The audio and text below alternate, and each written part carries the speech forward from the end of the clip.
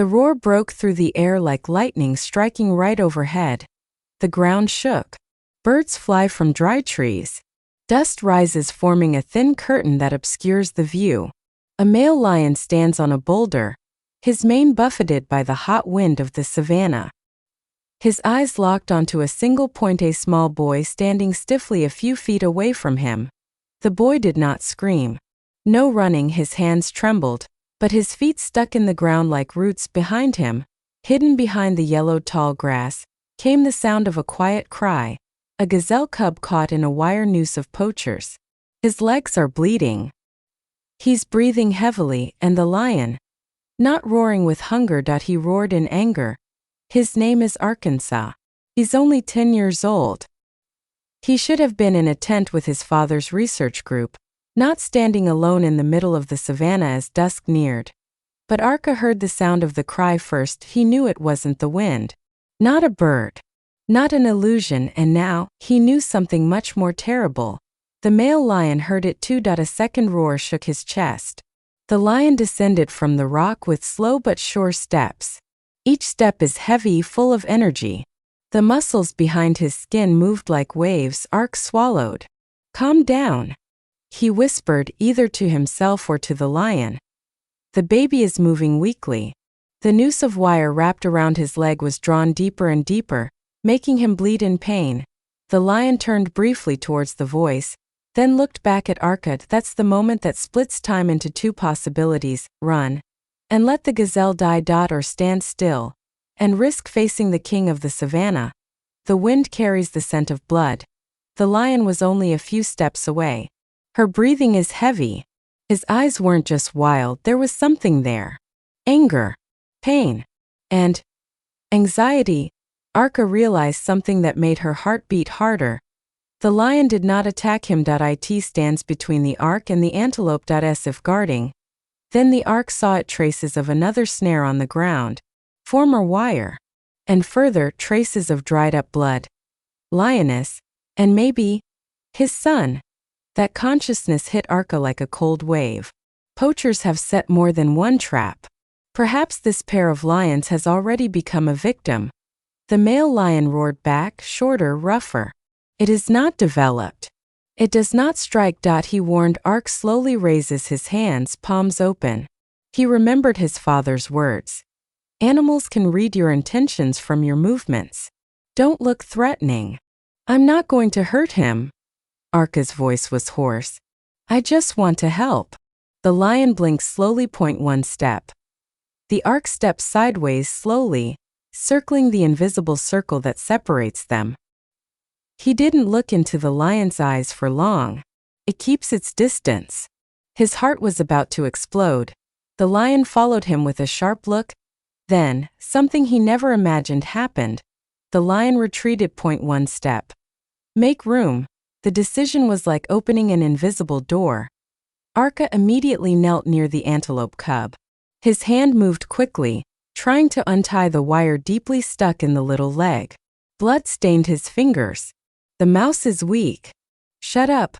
Shut up," he whispered. Behind him, he could feel the lion's gaze like fire on his back. Point one wrong move. Point one move too fast. And everything will end. The snare is hard and rusty.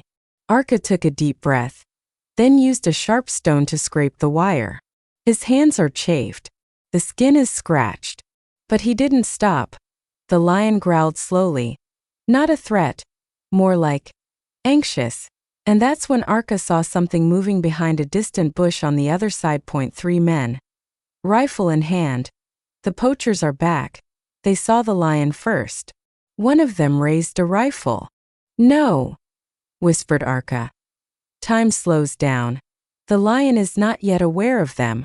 It remains to focus on arks and antelopes. Arka knew that if he screamed, the lion would panic. If he is silent, the bullet can shoot at any time. It doesn't come from courage, but from instinct. Ark stood up and waved to the hunter.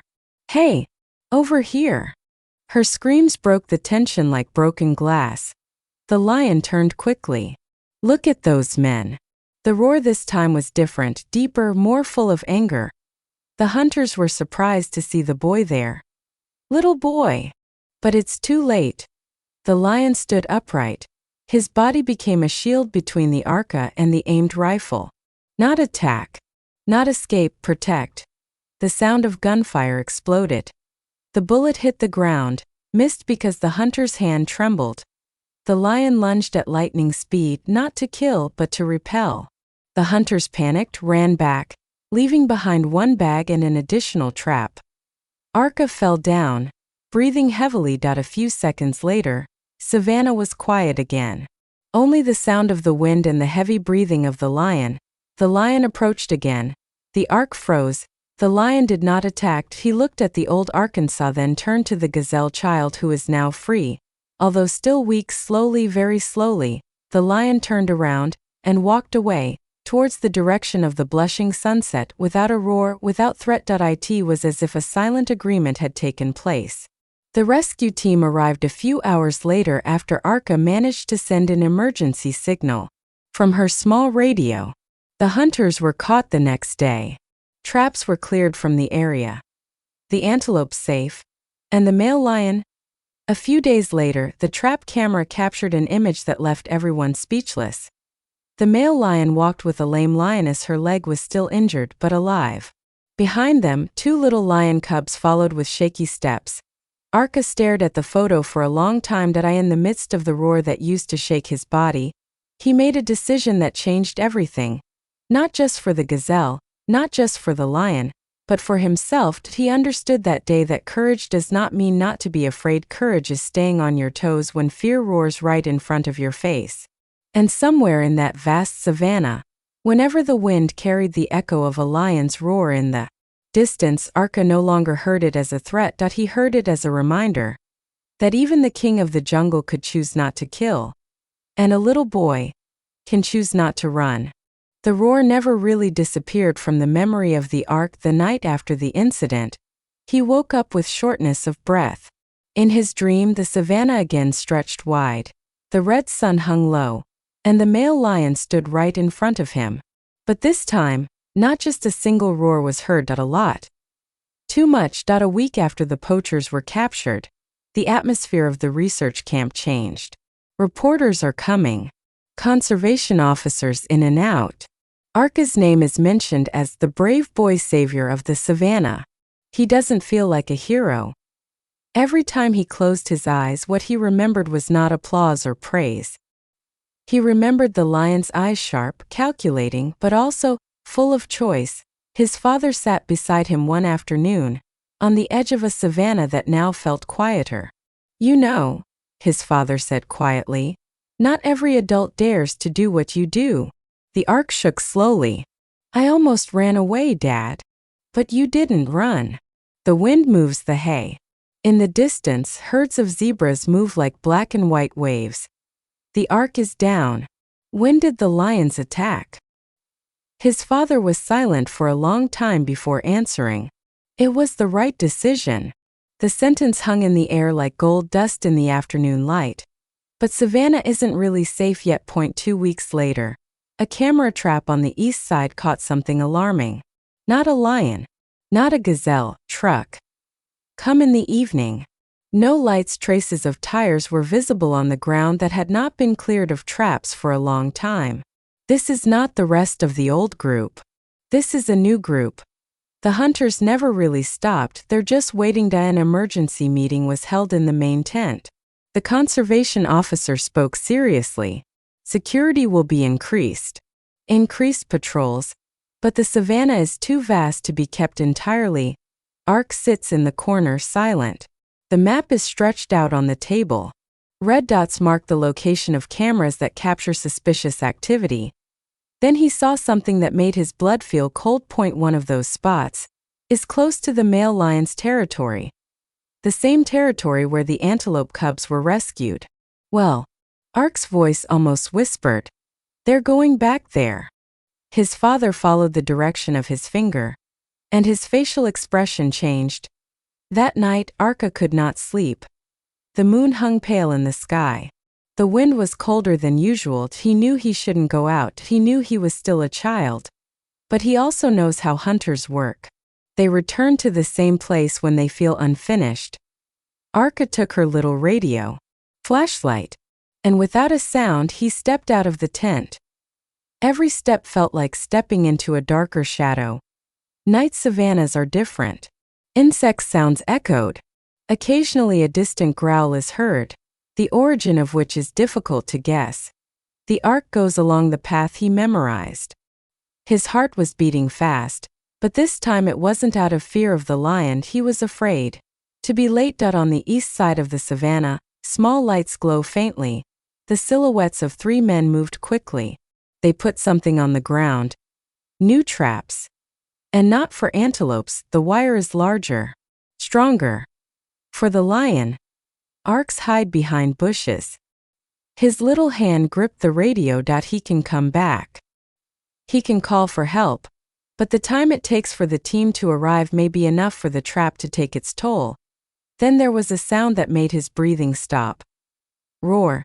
Close, very close. The male lion emerged from the darkness like a living shadow. His mane is blown by the night wind. He hadn't seen the trap. The hunters smiled faintly. One of them raised a rifle with a silencer. Arka knew he didn't have much of a choice. Again, the decision stood before him: shut up and hope everything's okay. Or show up and mess up their plans. It stands. Hey! Her screams echoed in the silent night. The lion stopped suddenly. The hunters were surprised. That boy again? Arc flashlights are directed directly at their faces. The radio in his hand rattled when he pressed the emergency button. Eastern location. Now! A shot erupted, this time actually aiming at him. The ground next to his feet, a small burst. The Ark fell. The lion roared loudly, the most electrifying roar the Ark had ever heard. Not an ordinary tantrum. This is a territorial warning. A real threat. He lunged. The hunters panicked. One of them fell. Others ran towards the truck. The lion did not chase far. It just keeps them going. The sound of patrol sirens was heard from a distance.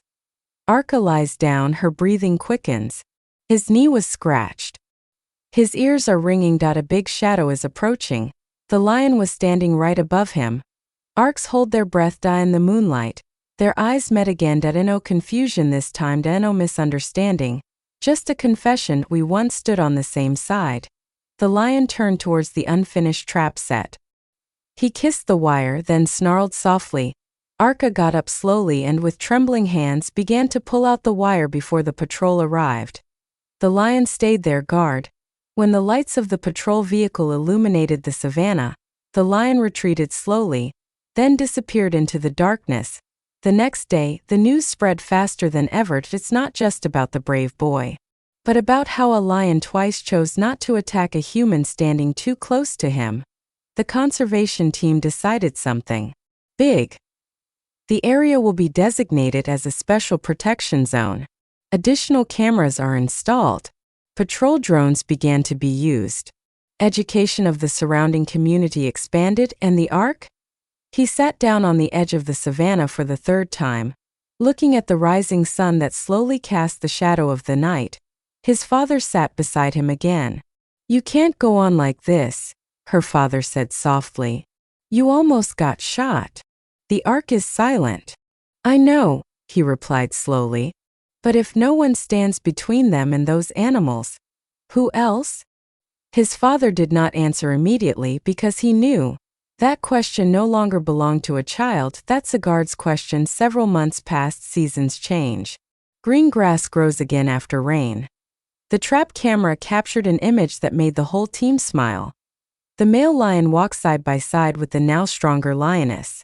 Their lion cubs grow up, running clumsily after each other. Not far from there, a herd of gazelles grazed more calmly. The small ecosystem is slowly recovering. Ark stood in front of the monitor screen, looking at the picture for a long time. He was no longer the boy who trembled in front of the roar. He's still scared, of course, but he already knows something that many adults forget. That the world changes not because the most powerful wins, but rather because one, no matter how small, chooses to stand. When the other retreats. In the midst of a thrilling lion's roar, he makes a decision that changes everything.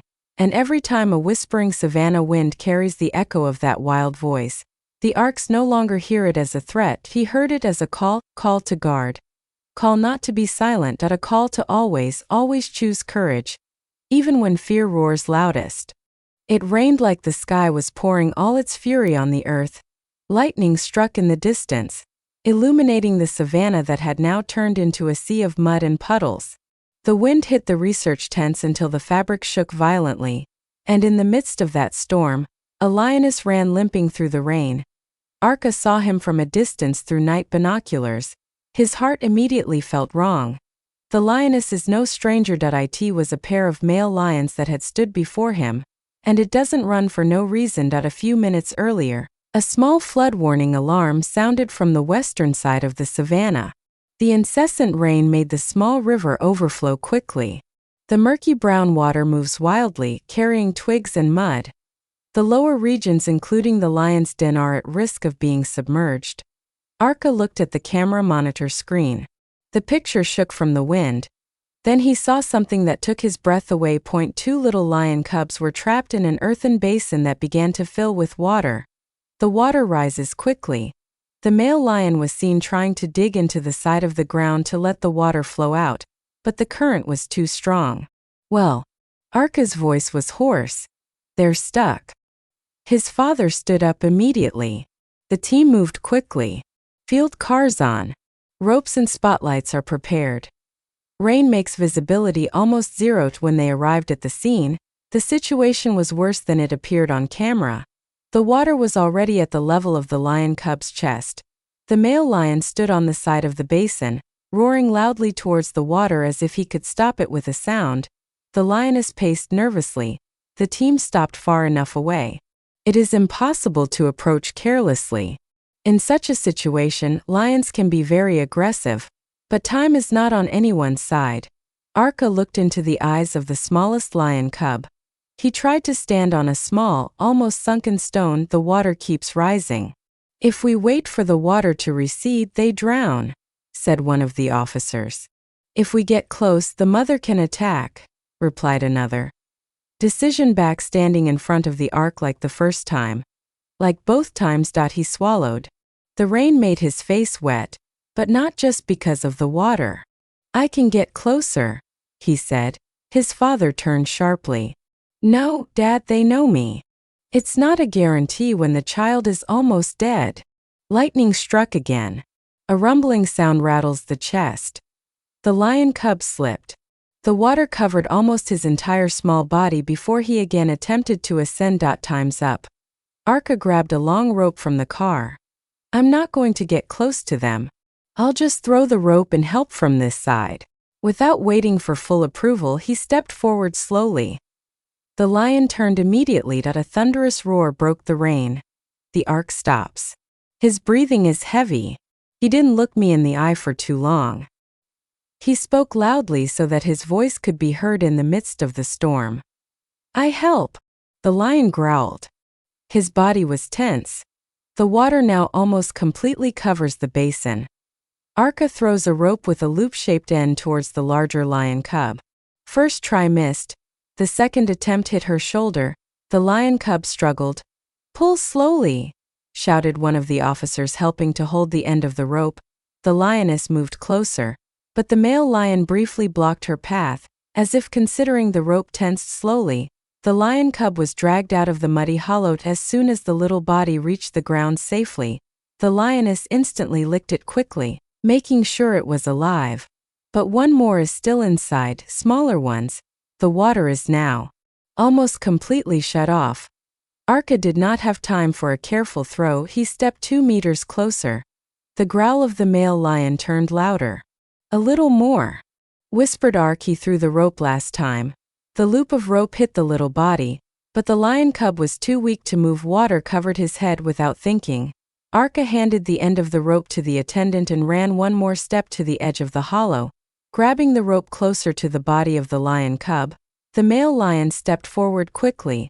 Everyone held their breath. The Ark pulls with all its might. The officer in the back pulls up. The small body was finally lifted out of the water just as A huge current hit the side of the basin and completely collapsed it. If it's 5 seconds late, it's all over. The Ark fell into the mud. The male lion stood just a few meters away from him. That it's still raining heavily. The little lion cub coughed, spitting water out of his mouth. The lioness immediately licked him, pushing him to his feet. The lion stared at the Arkansas old very long. Then slowly he approached. Everyone froze. The Ark does not move. The lion stopped a meter in front of him. Rain dripped from his mane, and for the first time, not a roar came out, just a slow grunt. He lowered his head slightly, not as submissive as a fellow lion. That it's like a confession. Then he turned, pushing the two cubs away with the female towards higher ground, without attack, without threat. The storm subsided by morning. The sky turned pale grayish. Arka sat in the back of the car, wrapped in a blanket. His hands were still shaking. His father knelt in front of him. "You're crazy," he said softly, but his voice trembled with relief. Arka chuckled weakly. "Maybe." His father hugged him tightly. I in the distance, on a small hill now safe from flooding, the silhouettes of the lion family were faintly visible in the morning light. All four intact. A few months later, the dry season returned. Savannah turned golden. Tall grass swinging slowly. Arka stands taller now, not just because she's getting older, but because something inside her is growing much faster. The protection zone is expanded. More volunteers are coming. Educational programs for surrounding villages have reduced hunting activity. The lion cubs are now teenagers. They began to learn to hunt, still clumsy but feisty. One afternoon, Arka walked alone to the edge of the savannah, not to save anyone, not to face danger, just to hear. The wind blows. Then a long roar was heard from a distance. Not angry, not a threat, more like a statement that we're still here. Arka smiled faintly. I in the past, the roar made his body freeze. Now, he keeps his chest warm. That he knew he would not always be able to be in this savannah. One day, he will return to the city, school, different worlds, but something was embedded in him. The decision he made in the midst of that thrilling roar didn't just change the life of an antelope, not only saved two lion cubs from the flood, that decision changed the course of his own life. He no longer sees himself as a child who happens to be in the wrong place. He sees himself as a guard. Not because he's the strongest, not because he wasn't afraid, but as every time the world roared loudly before him, he chose not to retreat. And somewhere in that vast savannah, a male lion roared again, his voice echoing far across the golden plains. Not as a threat, except as a sign that courage can be contagious, that trust can grow even between two beings from different worlds, and that sometimes what really changes everything is not the loudest roar. Rather, a small decision made by someone who dared to stand up, just as the others were shaking. Do you like this personality?